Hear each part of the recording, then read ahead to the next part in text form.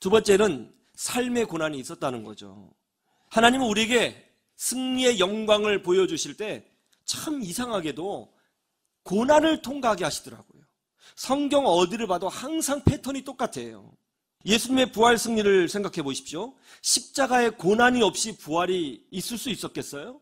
십자가의 죽음이 없이 부활 승리가 있을 수 있었겠어요? 20년간 아이를 낳지 못하는 한 집사님이 있었어요. 아이를 가졌습니다. 얼마나 기뻐요? 배가 남산만해졌어요. 제가 집사님에게 물었습니다. 집사님, 아이 낳을 때 굉장히 아프다고 하던데 안 무서워요? 그러자 이렇게 답합니다. 목사님, 무섭기는 뭐가 무서워요? 우리 아이 이제 볼 수 있잖아요. 우리 아이를 건강해 볼 수 있다면 얼마나 좋아요. 며칠이 되지 않아서 진통이 오기 시작했습니다. 진통이 왔어요.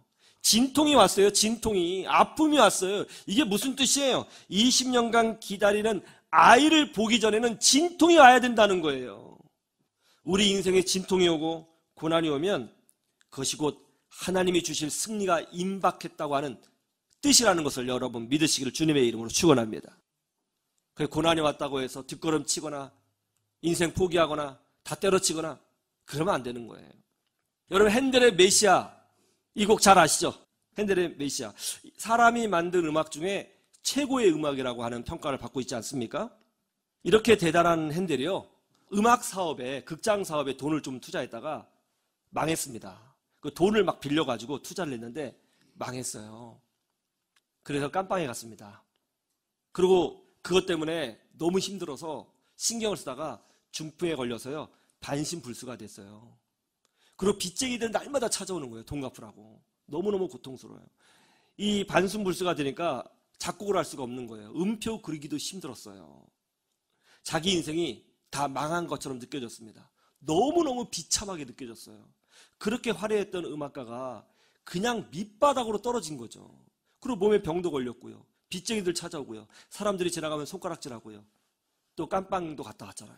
너무너무 비참한 거예요. 그러다가 어느 날 우연히 성경 말씀을 한 구절을 읽었는데요, 이것이 핸델을 완전히 변화시켰어요.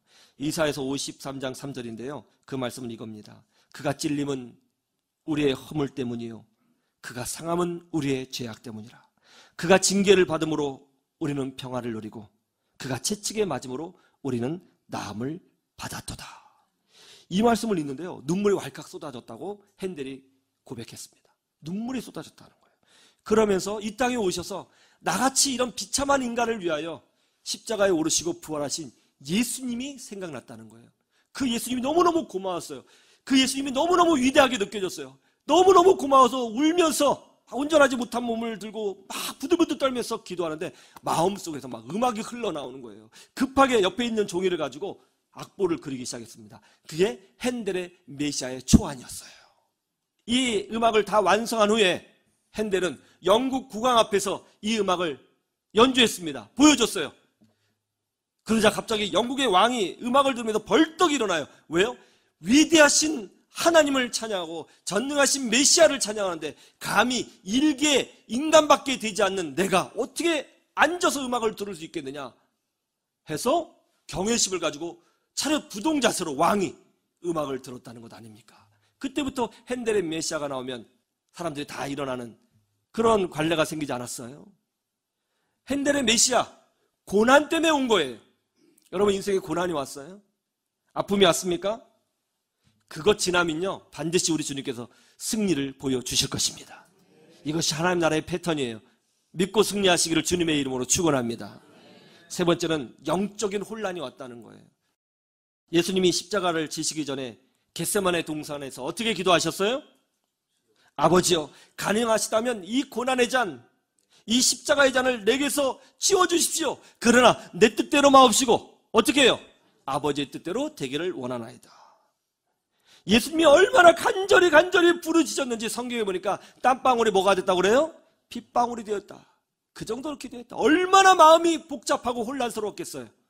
여러분, 하나님께서 우리에게 승리의 기쁨, 승리의 능력, 승리의 영광을 주시기 전에는 이런 영적인 혼란을 허락하실 때가 있다는 것을 여러분 아셔야 돼요.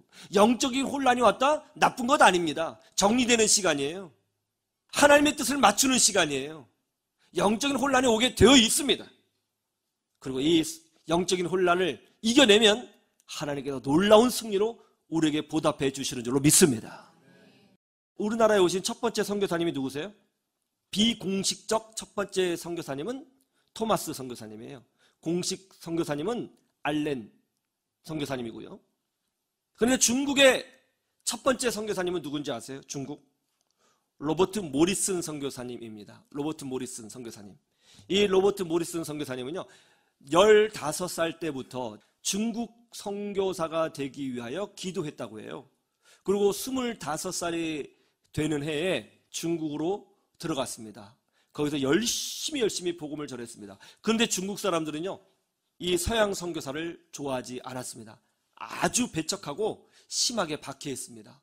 모리슨 선교사님이 중국에서 20년간 사역을 했는데요, 모리슨 선교사님이 세례를 준 사람이 몇 명인지 아세요? 20년간 딱 10명이었어요. 20년간 10명. 그때 모리슨 선교사님에게 마음의 혼란이 찾아왔습니다. 내 인생을 다 드렸는데 고작 10명이라니.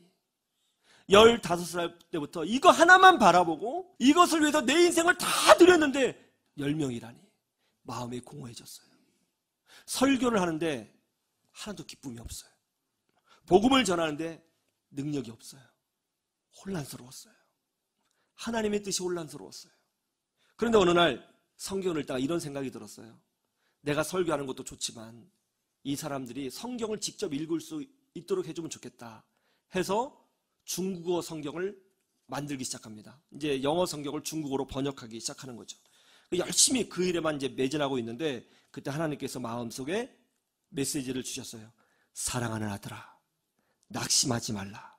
네가 번역하는 이 성경을 통해 이 땅에 구원받을 사람이 하늘의 별처럼 많아지리라. 1834년 모리슨 선교사님이 하나님의 부름을 받게 되었습니다. 딱 10명 전도하고요. 그리고 중국어 성경 하나 남겼어요. 그런데 정말 하나님 말씀대로 100년 후에 이상한 일들이 벌어지기 시작했습니다. 실제로요. 중국에서 엄청난 일이 벌어졌는데요. 이 모리슨 선교사님이 이제 번역한 이 중국어 성경을 중국인들이 스스로 읽기 시작했어요. 그리고 그 성경을 읽고 회심하기 시작했습니다.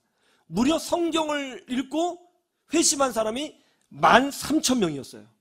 그러자 그 소식을 듣고 이 서양에 있는 선교사님들이 중국의 역사가 일어나고 있다며 하면서 정말 많은 선교사님들이 중국으로 들어가기 시작합니다. 그래서 그 선교사님들이 중국에 들어가서 의과대학을 설립하고 병원을 설립하고 중고등학교, 대학교를 설립합니다. 교회를 설립합니다. 교회가 폭발적으로 부흥했어요. 그러자 3,445명의 중국인 자체 선교사가 나오게 되었고요. 중국인 성도가 33만 명으로 불어나고요. 그리고 10만 명의 중국인 목회자가 생겨나게 되었습니다. 그리고 100년 만에 이제 약 330배의 성장이 일어났는데요. 지금 어떤 일이 벌어졌냐면 이 지구상에서 기독교인들이 가장 많은 나라가 바로 중국이 됐어요. 비록 공산국가지만 지하교회에서 수억 명의 기독교인들이 나라와 민족을 위해서 선교를 위해서 기도하고 있는 기적이 나타나게 되었다는 거예요. 영적인 혼란은 하나님이 우리에게 승리를 주실 때 나타나는 현상인 것입니다. 포기하지 않고 믿음으로 전진하면 하나님께서 반드시 예수 부활 승리를 주신 것처럼 우리에게도 동일한 승리를 주시게 될 줄로 믿습니다. 승리의 기쁨이 있기 전에는 항상 이런 일이 있어요. 이런 일이 있을 때 여러분 포기하실 거예요? 이런 일이 있을 때 주저앉으실 거예요? 이런 일이 있을 때 도망가실 거예요? 이런 일이 있을 때 다 내려놓으실 거예요? 아니요. 로키가 말했잖아요. 끝까지 버틸 수 있으면 되는 거예요. 버티면 되는 거예요. 믿음으로 전진하면 되는 거예요. 힘들고 어려워요. 아파요. 이 세상에 쉬운 거 하나도 없어요. 그래도 믿음으로 전진하면 결국 부활 승리를 우리 주님이 우리에게 보여주신 것처럼 우리에게 반드시 하나님의 능력으로 나타나는 승리를 보여주시게 될 줄로 믿습니다. 이 진리를 붙잡고 부활 승리의 능력을 체험하시는 여러분 모두가 되기를 주님의 이름으로 축원합니다. 축원합니다.